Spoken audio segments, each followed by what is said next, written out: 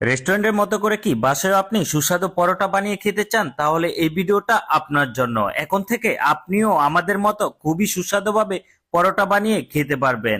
আমরা রেস্টুরেন্টে যেভাবে করে এই পরোটাটা খুবই সুন্দর করে বানিয়ে থাকি, আজ আপনাকে একদম সহজভাবে আমি দেখানোর চেষ্টা করব। ফার্স্টে একটা বলের ভিতরে এখানে মুরগি ডিম দিয়ে দিলাম, তারপরে টি চামচে 4 চামচের মতো এখানে চিনি দিয়ে দিলাম, এখন দিয়ে দিলাম 2 চামচের মতো গুঁড়া দুধ, তারপরে দিয়ে দিব স্বাদ অনুযায়ী লবণ, হাফ চামচের মতো এখানে লবণ দিয়ে দিলাম, তারপরে দিয়ে দিলাম অল্প একটু সয়াবিন তেল।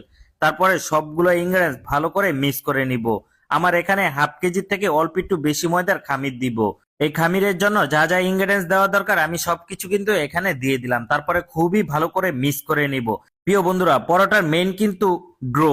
আর ডোটা কিভাবে আমি তৈরি করি একদম খাস্তা দিয়ে, আজ আপনাদেরকে রেস্টুরেন্টের এই সিক্রেট গুলাই দেখাবো কিভাবে করে ডোটা পারফেক্ট ভাবে দিতে হয়। আর ডোটা পারফেক্ট হলে আপনার পরোটাটা একদম পারফেক্ট হবে। সবগুলো ইনগ্রেডিয়েন্টস ভালো করে মিক্স করার পরে আমি এখানে পানি দিয়ে দিলাম। পানিটা আমার 250 গ্রামের মতো এখানে পানি দিয়ে দিলাম। তারপরে আবারও ভালো করে মিক্স করে নিচ্ছি।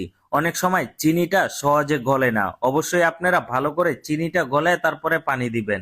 এখন দিয়ে দিলাম ময়দা। আমার এখানে হাফ কেজিতে অল্প একটু বেশি আমি ময়দা দিয়েছি, মানে 1 কেজি প্যাকেটের থেকে অর্ধেকের বেশি ময়দা এখানে দিয়ে দিলাম। তারপরে এই খামিরটা খুবই সুন্দর করে আমি দিয়ে দিচ্ছি।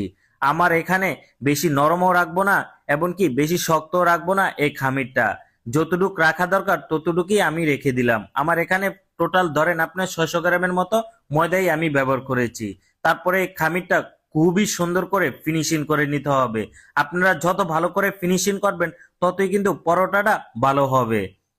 তো খামিরটা অবশ্যই লাস্ট আপনারা সয়াবিন তেল দিয়ে ভালো করে মিক্স করে তারপরে কিছুক্ষণের জন্য রেস্টে রেখে দিবেন। মিনিমাম আধা ঘন্টা এই খামিরটা রেস্টে রেখে দিবেন একটা পলিটিনের ভিতরে, তাহলে খামিরটা দ্রুত আপনার যা মজে যাবে। এখন খুবই সুন্দর করে আমি গোল্লা করে নিচ্ছি। আপনারা চাইলে ছোট করে নিতে পারেন অথবা বড় করে নিতে পারেন, কিন্তু লাচ্ছা পরোটা আপনি বানাতে গেলে অবশ্যই আপনাকে বড় বড় গোল্লা করে নিতে হবে।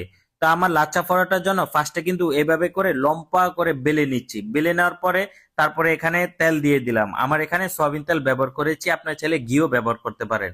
তারপরে এখানে ময়দা দিয়ে দিলাম। ময়দা দেওয়ার পরে এভাবে সুন্দর করে পেস্ট দিয়ে নিচ্ছি।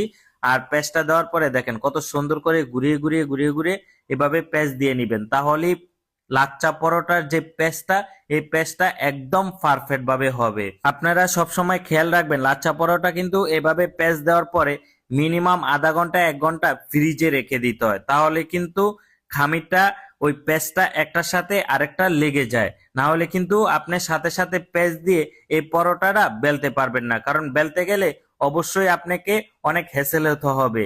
সেজন্যই আপনারা অবশ্যই পরোটা যখনই আপনারা বেলতে যাবেন তার আগে কিন্তু কিছুক্ষণের জন্য ফ্রিজে রেখে দিবেন। তা আমার পরোটা সুন্দর করে বেলার পরে তারপরে কিন্তু একটা ফ্রাই প্যানে নিয়ে নিলাম।